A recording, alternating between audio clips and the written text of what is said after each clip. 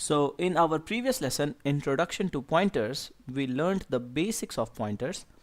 In this lesson, we will see how to work with pointers in some real code examples. But before that, a quick recap. Pointers are variables that store address of other variables. We declare a normal variable with a syntax like the data type or the variable type followed by the variable name. But we declare a pointer variable with a syntax data type and an asterisk sign followed by the variable name. We need an integer pointer variable to store the address of an integer. To store the address of, say, a character variable, we will need a character pointer. So the same syntax will be used. We put an asterisk sign and let's say the name of the variable is p0. So C is a character variable and p0 is a pointer to character. And similarly, we can have a pointer to double. And we can also have pointers to a user-defined structure or a user-defined class also. And to get the address of a variable, we write a statement like p is equal to ampersand a. Now this ampersand works as an operator that gives us the address of a. And what happens in the memory is something like this. The variable p stores the address of variable a. So in this figure here, p's value is 204, which is the address of a. So p points to a. And using p, we can also get the value of a. So let's say if a is 8 and we use a star operator in front of p, then this star p gives us 8, which is value of a. If we try to print star p, it gives us 8. Let us now try to see some of these in real code. Okay, so time to see things moving in a real C program. Now what I'll do is I'll play a game with you. I will write some print statements and you need to guess what will be the output. So what I'll first do is I'll declare an integer variable a, and then I'll declare another variable which will be pointer to integer. And now I'll write a print statement where I'll be printing p. Now what will be the output of this program? Okay, so let's run this program. Oops, this gives us an error. And if it is too small for you to read, then this is giving an error that the variable p is not initialized. And we are using it without initializing. So that's why the program is crashing. So now I will write a statement p is equal to ampersand a. Now ampersand of a is nothing but address of a. Now let's run this again. Okay, so this prints an address. And how do we know that this is the address or this is the right address that is stored in p? So I'll write another print statement. And now I am printing star p. Now star operator, when it is put in front of the address, then it gives us the value at that particular address. Okay, so what will be the output of the second print statement? So when we run this, the first line gives us the address that p points to, and this address is different than the previous address because every time the program runs afresh, a new address is allocated. But the value at p is some garbage value, is some integer that I'm not sure what it is.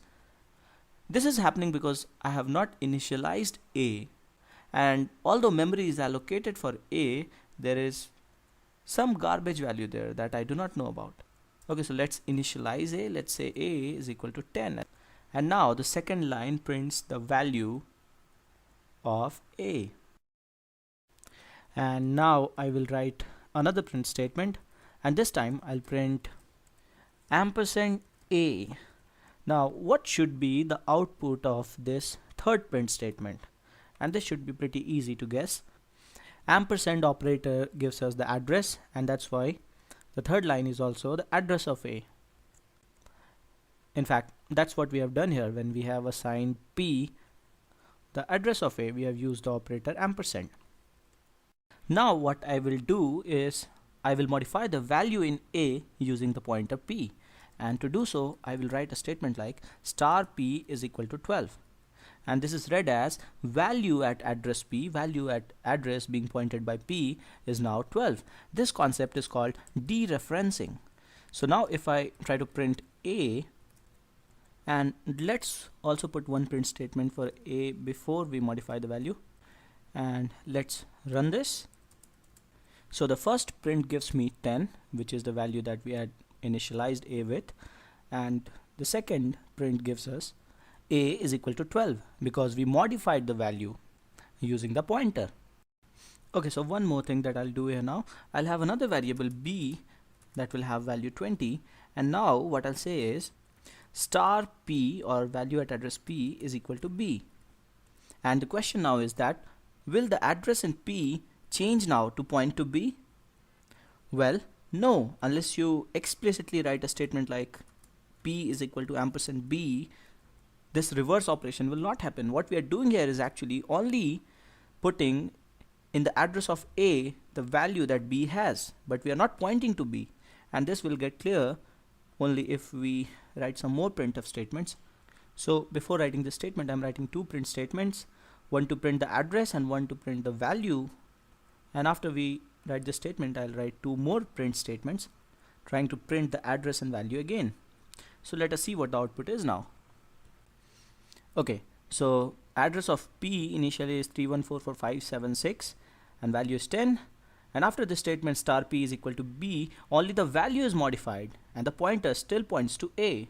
So A kind of now becomes 20, but the address does not change. Now one more thing, sometimes we declare and initialize a variable in the same statement. So instead of writing this A equal 10 here, we could simply say that int A is equal to 10. So we can do so for the pointer variable as well. We could simply say for these two statements, one simple statement like int star P is equal to ampersand A, and we will not need this statement. This one statement is same as saying the earlier two statements. The syntax of declaring pointers, some people write this asterisk sign after int and do not write it in front of the variable name. This also works, and this is also fine. So you can write int star, which means pointer to integer, and then you can write the variable name, and this will also work. Okay, so now we will talk about a concept. We will talk about the concept of pointer arithmetic. But before that, I'll rewrite this declaration and initialization like before in two statements. I like it better this way, it's less confusing. Now I will write two print statements here. In the first statement, I'll print P, and in another statement, I will print P plus 1. Now is it really possible to do so? Can we really increment and decrement a pointer variable? Well, yes, we can do so. So now let's assume that the address stored in P is something like 2002. So any guesses what P plus 1 will be? Will it be 2003? Well, no, P plus 1 will be 2006. This is because if P is an integer pointer, incrementing it by 1 unit takes us to the address of the next integer, and because the size of an integer is 4 bytes, so to go to the next integer address we need to skip 4 bytes. So P plus 1 increments P by 4 bytes. I'll write another print statement in which I'll print the size of an integer variable, and I'll write something like size of integer is, and we have a function in C, size of, that gives us the size of a data type. So this print statement will give us the size of integer, and let's write in the first and third print statement something like address P is blah and address P plus 1 is blah. So let's now run this and see what happens. Okay, so the output is address P is 4586052, which is some address, and then we print size of integer is 4 bytes. So for this particular compiler, the size of an integer is 4 bytes, and address P plus 1 is 4 bytes more than address P. You can try this thing out for a character pointer or a double pointer or a pointer of some other data type. Okay, so we could also increment this by 2, and what happens if we increment this by 2? Well, it will increment the address by 8 So this will be like 2010. P plus 2 will be 2010. And this 2002 and 2010 is something that I've picked up randomly just for the sake of example. Okay, so now once again, what if I want to print the value at this particular address? So I'm printing two more lines here now. I'm printing that value at address P is, and I'll print star P, which gives us the value at that address. And we will print another line where we'll say that value at address P plus 1 is, and there should be star P plus 1. We put the star operator in front of the address. Okay, so now what will be the output? Okay, so the output is that address P is some address and value at address P is 10, which is alright because we had stored the address of variable A in P. Now next line is size of integer is 4 bytes and P plus 1 is 4 more than the address P.